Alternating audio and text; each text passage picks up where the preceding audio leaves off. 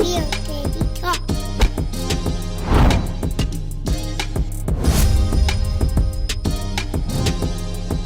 Real Baby Talk.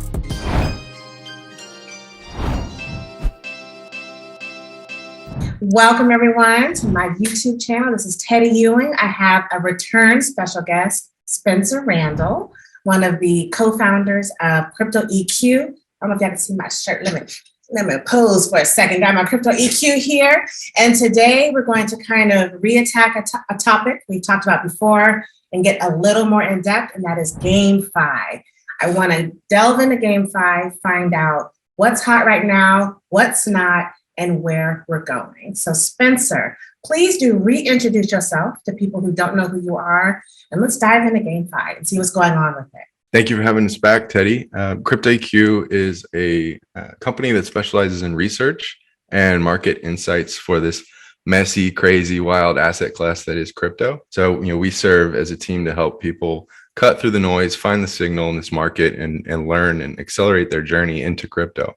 And so today, we're going to walk the walk and help people learn about GameFi. GameFi has really reignited my passion for gaming. I think as gamers, we focus on one game and we might get burned out over time. And this intersection of gaming and blockchain really combined things that I've been passionate about for years. And I've dove into GameFi and I've really learned a lot over the past 6 months. I started learning in the summer of 2021. And Teddy, I know that you've looked at a few games as well and played a few of these games firsthand. So I think it'll be a fun conversation, and I look forward to helping your audience learn about GameFi. Definitely. And you and I have had a conversation where you said you kind of gave gaming a break, and this GameFi space has kind of reinvigorated your interest in that.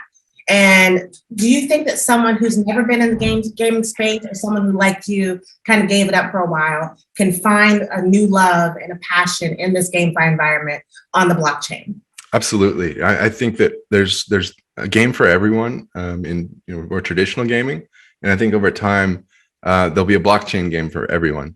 Yes. And it's when I first kind of wrapped my head around GameFi, I was like, if you're passionate about gaming, why not have some ownership of that world, of that in-game economy? So I think it, over time, it's a straightforward decision for the end user.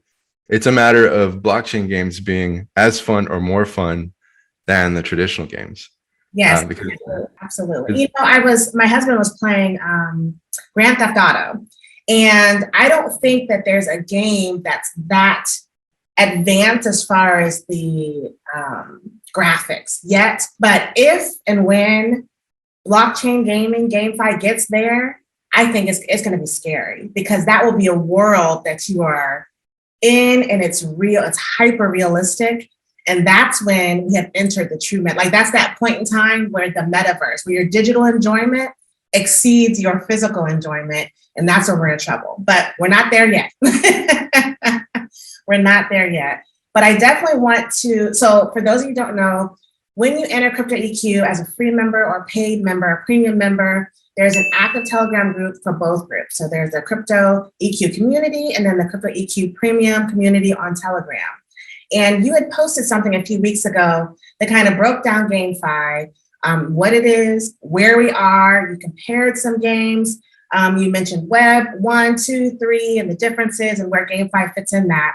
And one of the leading topics was game studios. And I wasn't familiar with that. Can you kind of break that down for me? What is a gaming studio? Yeah, so in traditional gaming, we have these kind of blockbuster names, these marquee names that are leaders in the gaming industry. And when I first started thinking about blockchain games, I was thinking about them one blockchain game at a time. And the more I looked at the space, the more I realized that a lot of the hits, a lot of the great games that were emerging for blockchain gaming were under an umbrella of a blockchain gaming studio. And so I want to highlight that to the audience, that there's really three leaders in terms of blockchain gaming studios. You have the trailblazer, Axie Infinity, which I think, if you want to draw like a crypto parallel here, you could think of Axie as kind of the blue chip of blockchain gaming, like in a Bitcoin or Ethereum is for the broader space. Axie has de-risked this space a lot for some of the other games that are coming up. And really it's all one big experiment as we learn about blockchain gaming. And Axie is developed by Sky Mavis. So Sky Mavis is laser focused on Axie and Axie's roadmap. It is massive. So that's one approach. You've got a blockchain gaming studio laser focused on one massive game. There's two other studios that I'd like to highlight. Animoca Brands, which I would say their largest game that I'm personally most interested in is the SANDBOX. But they have many other games under their umbrella that may play to different people's interests, right? Just because I think the SANDBOX is interesting doesn't mean that's going to be like a hit for everyone out there in the audience. And then the last kind of gaming studio I'd like to highlight right now is Gala Games. And they have several games under their umbrella. They're developing in parallel, a massive team. The game that is most playable, in my opinion, the most fun right now is Townstar, which is like Farmville on a blockchain. And you've been playing, you played Townstar, you played the alpha release of SANDBOX, you played Axie Infinity. Do you have a favorite of those three? I think the most fun daily player right now is Townstar. Okay. I think that if you have some capital to invest up front, there is a pay to win component to Axie, the SANDBOX, and Townstar. And I think that Townstar is the most lucrative when you model it out in terms of financials. So if you're looking just at cash flow, I think Townstar makes the most sense today. I love that. And you guys know on this show, we talk money, we talk numbers. So I don't want to skate past the importance of understanding the play to earn aspect of GameFi, where it's not just for fun. There's an investment by the player in the returns of those tokens. When you're talking about these gaming studios, what I'm imagining is a studio of developers who are developing not just the one game potentially, but other games, and their reward for their participation in this is the tokens that are associated with the game. Is that a correct assumption? Yeah. So every blockchain game has an in-game economy. Many of them have multiple tokens in that economy. So Axie Infinity has its governance token, which is AXS. And that, to me, that's really the backbone of consensus in that ecosystem. That is also the asset that you can stake and earn yield on. And their APY it floats between 70, 80, sometimes over 100% APY to stake AXS.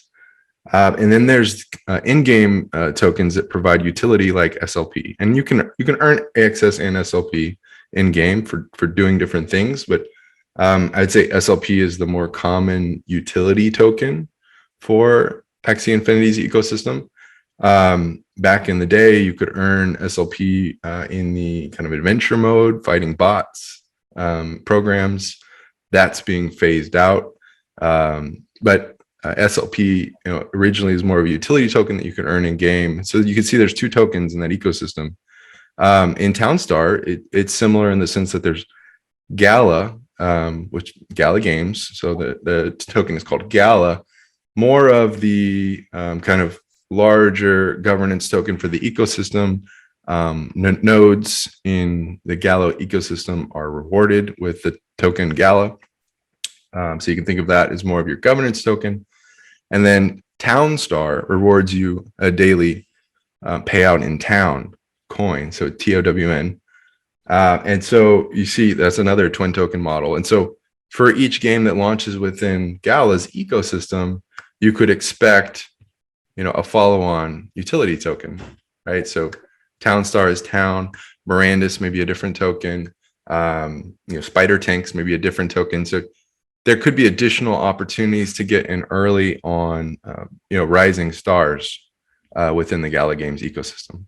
So for those of us that got busy lives and we're trying to make money on crypto, retire from the Air Force, build a social media presence, start businesses, all this stuff, I feel like gaming just isn't my thing right now. However, I do find interest in the making money part. So for the SANDBOX, for instance, I've been purchasing sand for a long time now.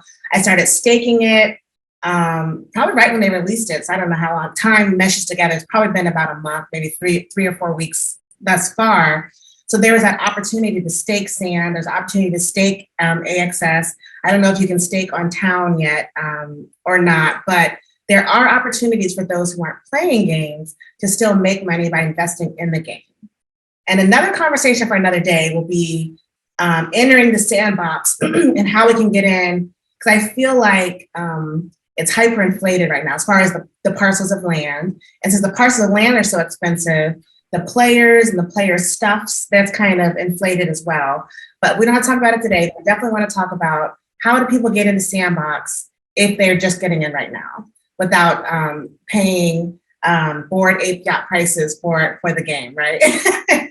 To get in. Yeah, yes. I mean, it's hard not to talk about it once we've kind of gone out. So, well, let's jump back to Town Star for a second. So, in terms of passive approaches where there's not a high commitment of time, AXS and the Sandbox, sorry, Axie Infinity and the Sandbox have staking models that are working. That you could go stake your tokens today, and the liquidity is there, and you can withdraw your funds if you need to whenever you want. So that's working, functioning as expected. The yields are very attractive. Townstar has a different model where players can run nodes, and so the kind of barrier, the financial barrier to like jump in and experiment is much higher in Townstar, because if you want that passive approach without the scholarship program being live, you're going to need to acquire a node. And a Gala Games node is in excess of $100,000. A Townstar node is in excess of $10,000. So personally, that doesn't fit my risk tolerance for something that's as early as a game, given all my exposure in GameFi and blockchain tokens. I think there's more exciting opportunities that are less risky than running a node. Yeah. So that for the average person in the audience, I think that staking in the Axie Infinity and Sandbox ecosystem it has lower barrier to entry and is less risky than trying to run a node in the Gala Games ecosystem. And for those who may not, like this is all, we're speaking a whole different language and they're not really following it. Let's talk about web. I mean, you can feel free to go back to web 1. Let's talk about web 2 versus web 3 and where we are in this game with web 3 comparative to where we were, or some people still are with web 2. Yeah, what a journey it's been, right? I mean, 20 years from web 1 to 2 to now 3. Web 1, it's all these terms that we have to keep straight and try so we can communicate with each other. Web 1 was really like this idea that you could jump online on a device with dial-up and access a database and read some information. I mean, that's a really simple way to put it, but access a web page, read something off a database from a device. Web 2, I think of as more of the development of networks and platforms where people could come collide and discuss. And I think the best example would be social networks, online social media. That's really what I think of when I think of Web 2. And then now we're moving and evolving into Web 3, which I think is very exciting because now you have an opportunity to really own a piece of those networks and platforms. Whereas with Web 2, you and I don't own our social media accounts, right? They exist on a database and our access is permissioned. And we don't, if that's why censorship is such a hot topic in social media and people are building brands and followings, is you really can lose that asset. And it'd be very difficult to reclaim it once it's gone. Whereas with Web 3, you really can own that asset. And so now we can kind of tie this into gaming. If you're a gamer, you don't really own your account in traditional gaming. It may feel like you do, and maybe it'll work out in the long run. Maybe you really will maintain ownership of it, but you could lose it at any point in time. Mm-hmm. And it could be very difficult to get back. Whereas with Web 3, especially if you self-custody your assets, you really own all of it. And if you're picking the right games that are executing the right way, that value is in your wallet at all the times. There are games that, as we get further into this, where they're not executing on that model, and those are the ones that I caution against, that aren't really following the Web3 narrative genuinely. But the ones that we've talked about so far really are embodying that player-owned world, and that's super exciting. And when you say we own the parts of the game, we own the character, we own the clothes they're wearing, the shoes they're wearing, the weapons they're fighting with, the land they may be living or fighting or playing on, all of it as an NFT, literally in your wallet.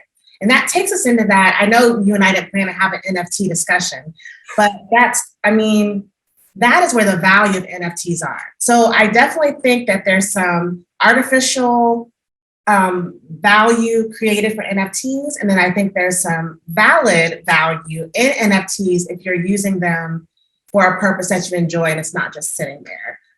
So tell me, I'm putting you on the spot. And I know we didn't talk about this, but NFTs, what is your overall feeling about NFTs, where they are currently and where we're going with them? Yeah, so personally, I was always kept distance from the speculative kind of bubble around NFT art, because I found it very difficult for me as an individual to develop a competitive advantage. When you're looking at the projects and on OpenSea, you look at the different collections and you look at the volume, I'm more of an engineer at heart. So it's very difficult for me to kind of analyze that and develop a theme on what wins, what doesn't.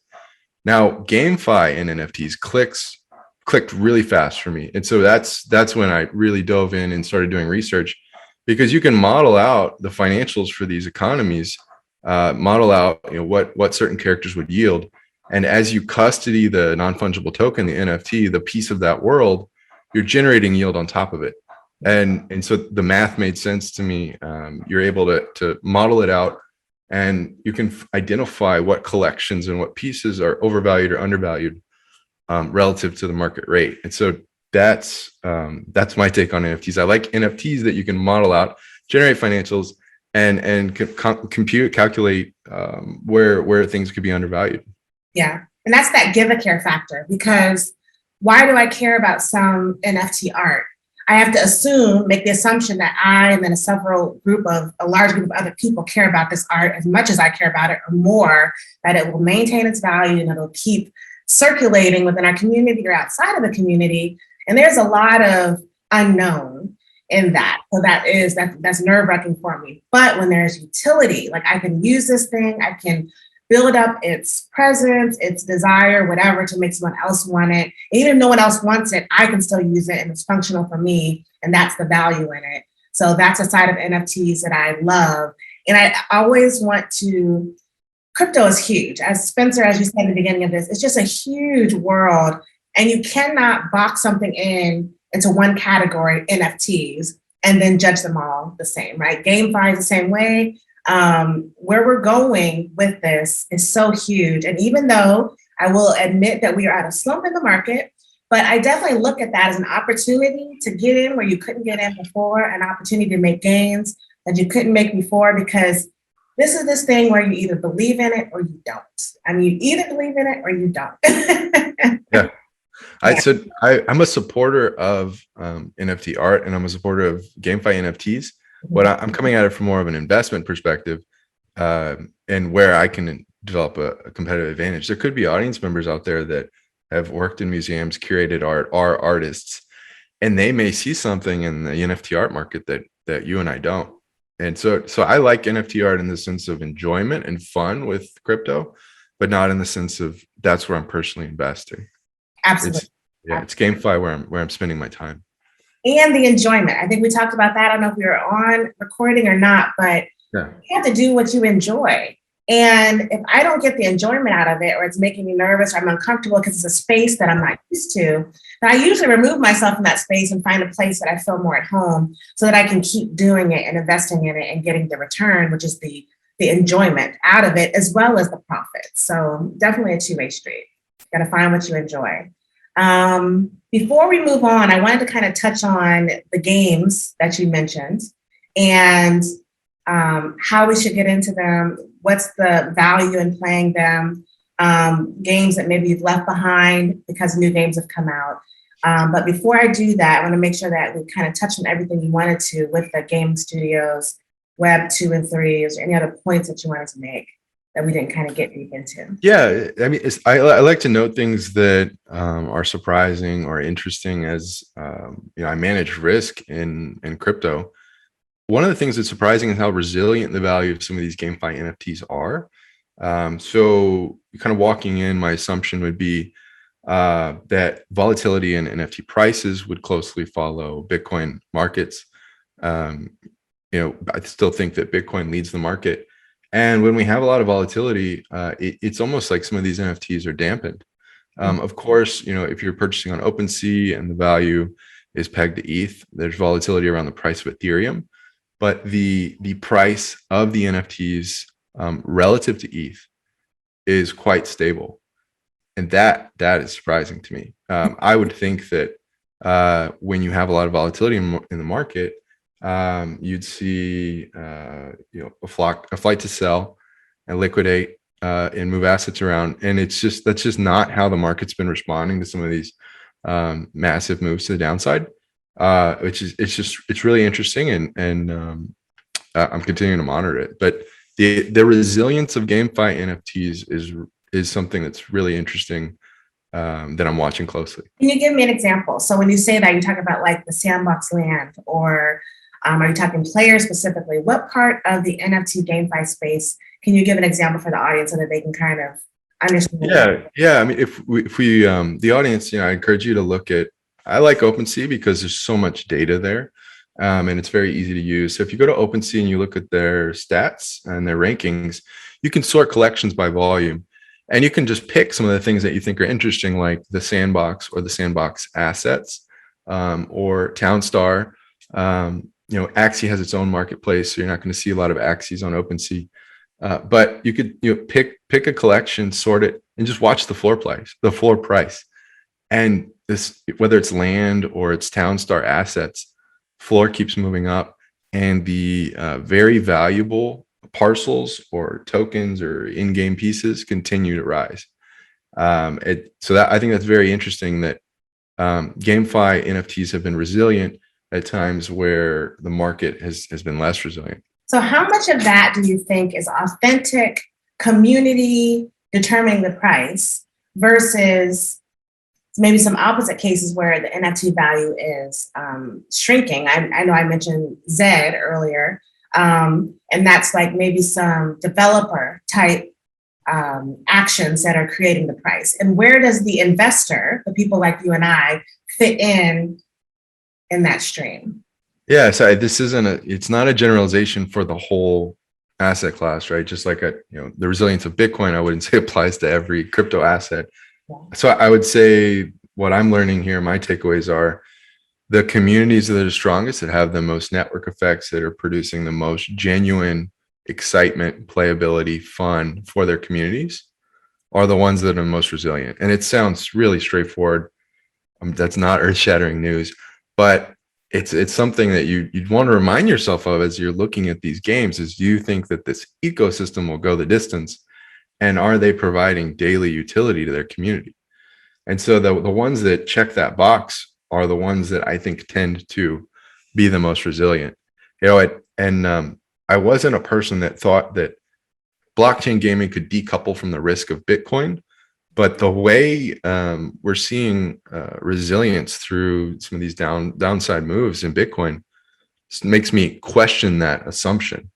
And so that's something that I'm watching closely. Yeah, solidifying its place in the ecosystem on its own. And that's huge. That is really huge. And, you talk about the community in GameFi and the community in crypto in general. And we do need to be reminded, because it's so easy to be tempted by something new and shiny, and it's buzzing just right. But you have to remember, do they have a community, and is that community strong? And even in CryptoEQ, especially the Telegram group, I think there's just good, solid content. Like, I don't know how the admins do it or if they have to, but so many other crypto groups have so much noise, just chatter, chatter, chatter, chatter, chatter. And this one doesn't. Like, I get value. Every time I go on there, I usually review every day, maybe every 2 days. And I'm just writing notes, and I'm like, oh, I hadn't heard about that. Oh, what's this thing? And there's reports. You and the rest of the CryptoEQ team are putting stuff out there, your analysis. So I appreciate that, because that helps the CryptoEQ community be better investors and look for the community and other things. So thank you for that. That's my own personal thank you, because again, you make my life so much easier when it comes to investing in crypto. We really appreciate that. And we have a team of 20 plus people behind the scenes crafting the research, crafting the content, developing the app, curating all these things that we put in front of our community. And it really is so that people can stand on our shoulders. If we kind of tie in our roots, we started as a community of people learning about crypto together. And we started CryptoEQ to scale that up so that we could take the conversations that we're having in a room, here in Texas, is talking shop about crypto, scale that up so that people all around the world can learn from some of the things that we were doing together. So the Telegram group is a great way to continue to scale that up and help people all around the world. Yeah, definitely. So CryptoEQ.io. I'm going to continue with Spencer to a part 2, but I definitely want to end this one, give you the opportunity to say whatever you want to say on this video before we start talking about how to monetize in GameFi. So is there anything else you want to say before we cut to the second? I appreciate you having me back on. The team loves your channel and content, and I encourage the audience to experiment with a game that's fun, and maybe allocate some capital to the games that you care about. Definitely. Thank you, Spencer.